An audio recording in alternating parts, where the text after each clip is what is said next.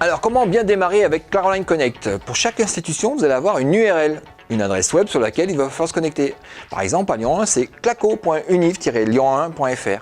À partir de là, vous allez avoir un écran de connexion avec un identifiant et un mot de passe. Donc ça, c'est donné par l'administrateur de votre université, la DSI, service informatique, vous donne vos accès.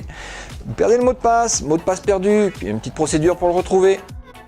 Alors si vous êtes un peu féru des réseaux sociaux, vous pouvez aussi associer votre compte Facebook, par exemple, à votre compte de la plateforme et clic, vous pouvez fusionner cette identification.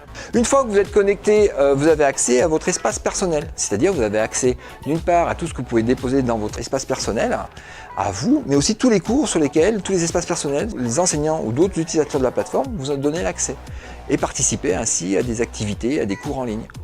Et vous avez accès à toute la liste des cours qui sont mis à votre disposition.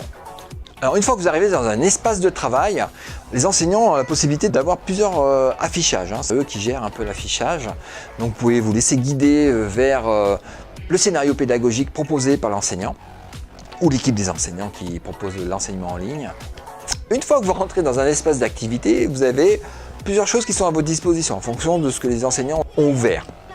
Vous pouvez trouver de l'information pour vous guider, il faut faire ceci, il faut faire cela, des statistiques, combien de personnes sont connectées, les dernières actions qui ont été faites au sein de l'espace de travail.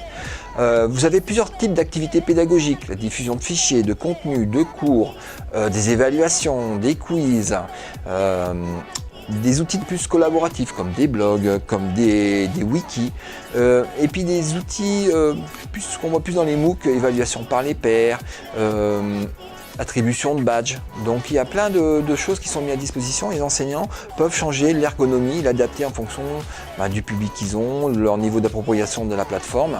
Et vous verrez que dans la pratique, les enseignants n'ouvrent pas tous la même chose, de la même forme, les mêmes contenus, les mêmes activités. Donc c'est assez personnalisable, c'est assez varié, tout ce que vous allez trouver sur ce type de plateforme.